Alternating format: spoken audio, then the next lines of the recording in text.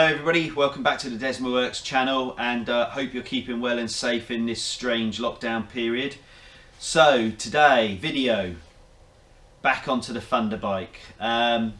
So today, going to be replacing the ECU Loom that sits down the left hand side of the bike, which I think might be the problem with my intermittent misfire stroke electrical problem that I've got.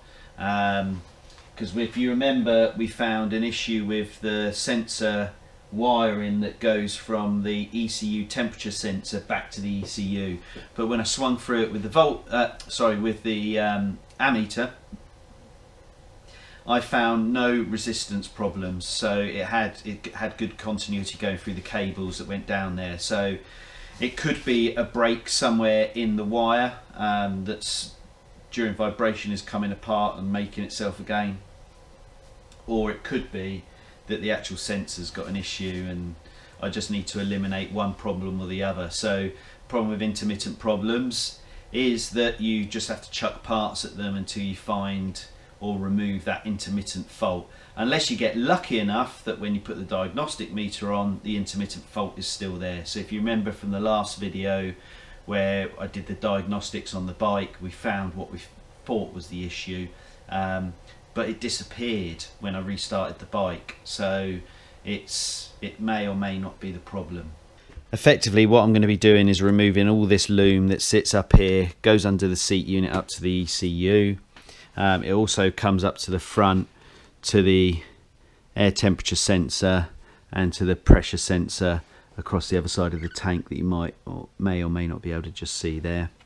And if you remember from the last video that I did on the wiring, I had a brand new loom to fit onto the bike. So this hopefully will be a good loom. We will take out the bad loom. What you'll notice as well, I've got my metal tank back on there. Let me explain why. So I'd put the carbon fibre tank on, which I've had sat in my collection for some time, but I came in 2 or 3 days ago and the garage smelt quite smelly with petrol. When so you'll see that I've pulled loads of paint off, and that was because there was this crack that had developed down there. What it looks like is, however this tank's been joined, hasn't been joined very well, and with the fuel being sat in there for a couple of weeks where I didn't empty it out, it's split the tank. So I mean, it's repairable. It's just getting a good quality epoxy based resin to do that with, and then what I'll do is I'll sand this back, take it back enough so that I can put a strip of Kevlar down all the way down around that seam effectively, and I'll probably come back round here and do it down this side as well. So just need to repair the bottom of that tank so it's not leaking, which is a bit of a frustration because it's a nice light tank, as you can see, 2-finger held. You can't do that with a metal tank, so I will get that fixed. Okay then, what to do first? So I'm going to need access to the loom, so that means I need to take the fuel tank off, the air box off, and I'll just pivot the seat because I don't need to physically remove it to be able to get access to that part there. So let's get these couple of pieces off first.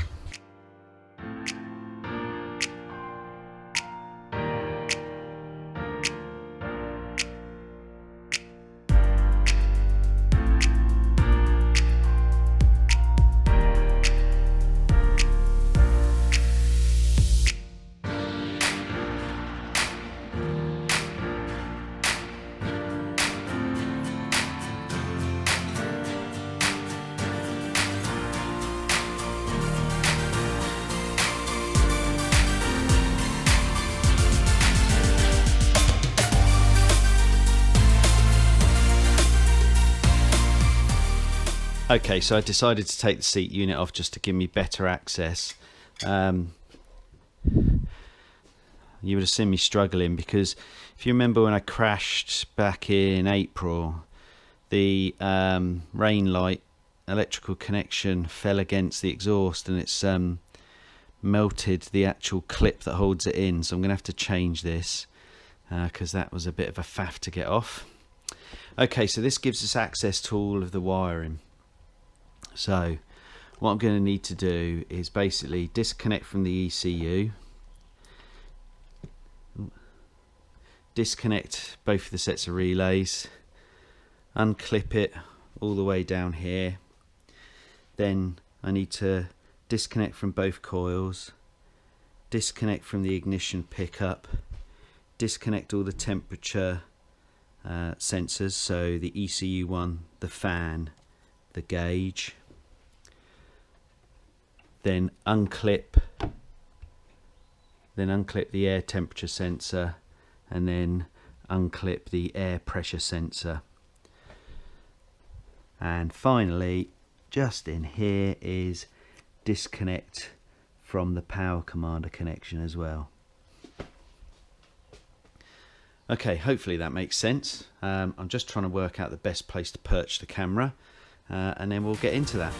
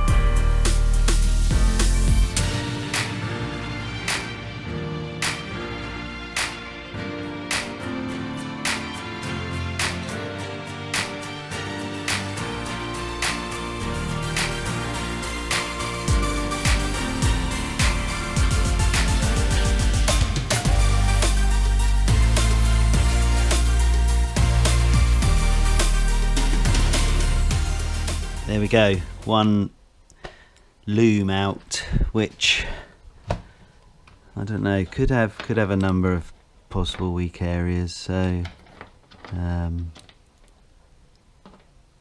we've got exposed wires there. I don't seem to see any damage to them.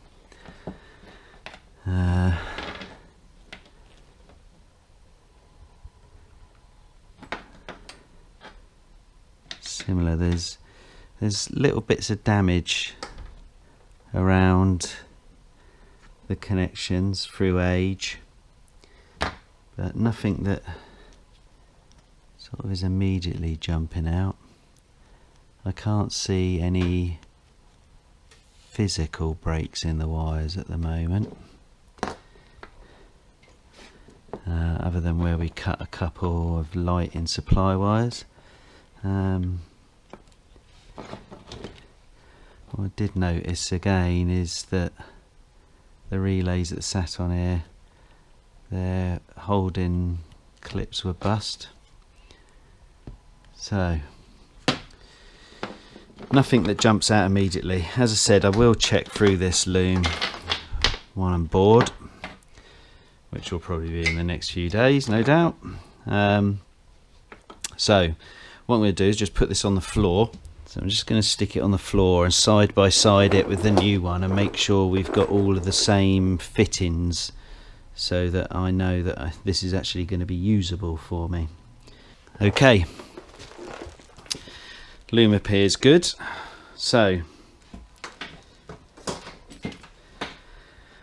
basically the reverse of what I've just done to take the old loom out now. So I need to start from here where it sort of threads through the frame, and then bring it back in, and then connect from the front, and then work my way back, and that way I know I've got it positioned roughly right. So let's just push the loom into the bike.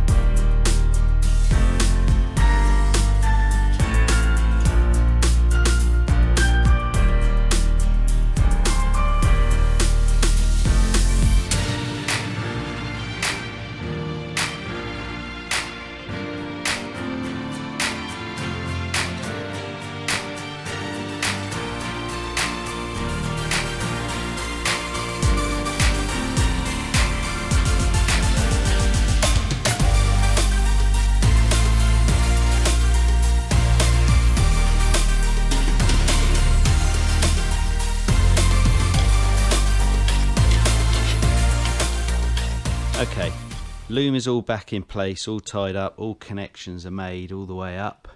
Obviously I've got the rear light connection that's just going to sit out the way there. So what I'm going to do is I'm just going to put the bike back together now, and then just start it and see if we can well, see if we've not created another problem for ourselves by putting a new, albeit a new loom, an unknown loom. So let's get the airbox back in, fuel tank on, and then we will try and go for a start and see what happens.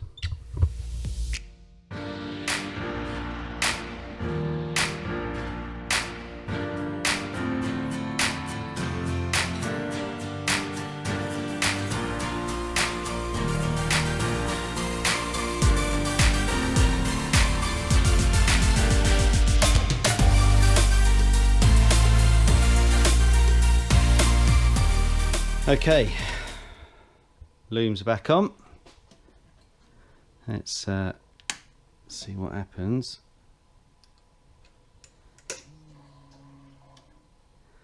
Well, that's a promising sign. We seem to have power.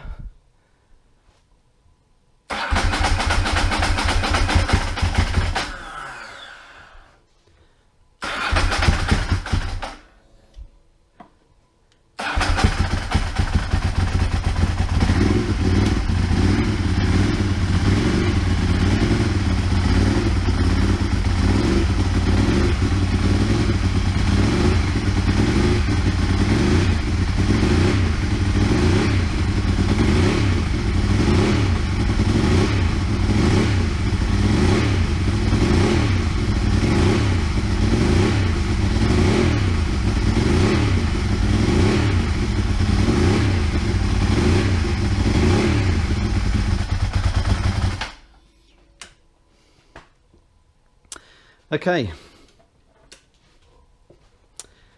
that's a good news story. So new loom's on. Shocks. Sorry, the exhaust has got a nice bit of smoke coming out of it. So the loom is good. It evidently works. Has it cured our problem? Only time will tell, I'm afraid, on that one. So I'm going to finish the video there, I think.